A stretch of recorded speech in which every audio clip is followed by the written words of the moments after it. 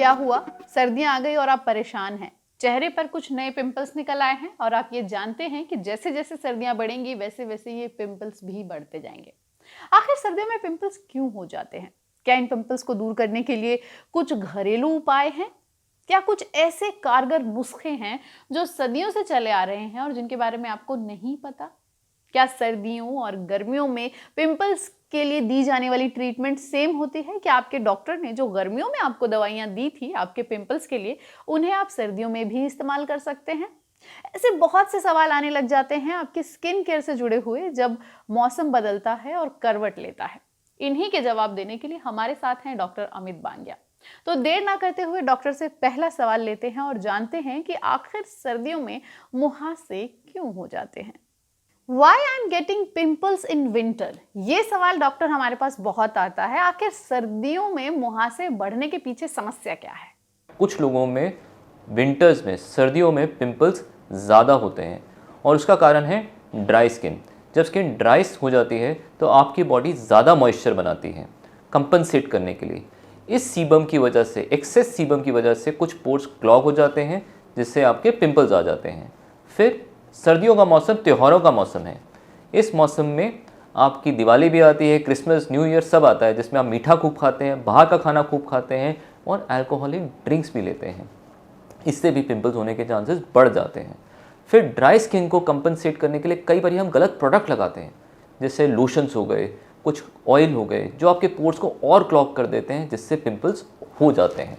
तो विंटर का एक मौसम है जिसमें भी आजकल पिंपल्स ज़्यादा हो जाते हैं। तो अगर सर्दियों का मौसम आ गया है और अचानक से किसी के चेहरे पर पिंपल्स या मुहासे जो हैं वो बढ़ने लगे हैं, पिंपल ब्रेकआउट होने लगा है, तो उन लोगों को किस तरह के उपाय अपनाने चाहिए? उन लोगों के लिए बेसिकली ट्रीटमेंट क्या मौजूद है? देखिए, पिंपल्स का ट्रीटमेंट समर्स में भी और विंटर्स में तकरीबन सेम ही रहता है। जो क्रीम्स हम देते हैं उसमें बहुत ज़्यादा अंतर नहीं आता। क्लिंडामाइसिन, नाइडिफ्लॉक्सासिन, नाइसिनामाइड जैसी कुछ क्रीम्स हम देते हैं, बट कुछ चेंजेस हमारे ट्रीटमेंट में ज़रूर होते हैं। उसमें सबसे इंपॉर्टेंट चेंज है आपके फेस वॉशेस में। जो हम एक्सफोलिएटिंग फेस वॉशेस समर्स में देते हैं वही हम जेंटल फेस वॉशेस विंटर्स में देते हैं। एक्सफोलिएटिंग फेस वॉशेस अगर हम विंटर में दे देंगे तो आपकी स्किन और ड्राई हो जाएगी, इरिटेट हो जाएगी, ऑयल का प्रोडक्शन ज़्यादा हो जाएगा और पिंपल्स होने के खतरे भी ज़्यादा हो जाते हैं। तो जेंटल फेस वॉशेस।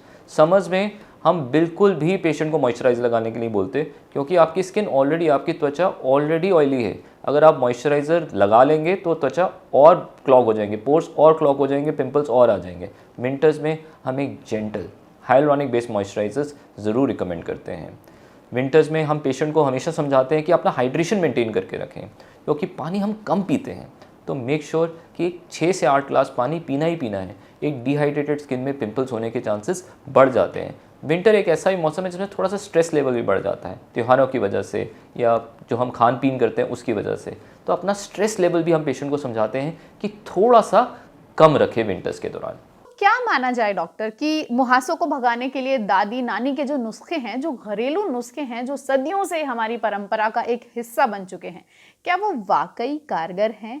क्या वो मुहासों को जड़ से खत्म कर सकते हैं? और अगर हैं तो कुछ ऐसे सीक्रेट घरेलू नुस्खों के बारे में बताइए जो कि मुहासों को जड़ से खत्म कर सकते हैं। देखिए, नेचुरल ट्रीटमेंट पिंपल्स का किया जा सकता है बट इसमें बहुत समय लगता है। आपको पेशेंस दिखाना पड़ेगा। क्या क्या ट्रीटमेंट्स हैं? सबसे इंपॉर्टेंट है हनी। हनी एक एंटी माइक्रोबियल भी है, एंटी इन्फ्लेमेटरी भी होता है। मतलब बैक्टीरिया को ही मारता है, इन्फ्लेमेशन भी कम करता है, रेडनेस भी कम करता है। इसको पिंपल वाले एरिया पे लगा के आप 15 से 20 मिनट छोड़ दीजिए और उसके बाद ल्यूकवार्म पानी से इसे क्लीन कर दीजिए। इससे आपके पिंपल्स धीरे धीरे करके कम होने शुरू हो जाएंगे। एलोवेरा के मास्क भी आप लगा सकते हैं। ये भी एंटी इन्फ्लेमेटरी होता है और एंटी माइक्रोबियल होता है।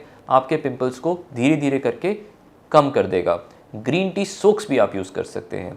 इसमें ग्रीन टी को ब्रू करने के बाद, इसको ठंडा करने के बाद आप कॉटन या क्लीन क्लॉथ लें, उसको उसमें डिप करें and as a toner use कर सकते हैं। टी ट्री ऑयल भी एक अच्छी चीज़ है जो विंटर्स में पिंपल्स में नेचुरली काम करती है। Tea tree oil directly skin पे कभी ना लगाएं, वो एक एसेंशियल ऑयल है।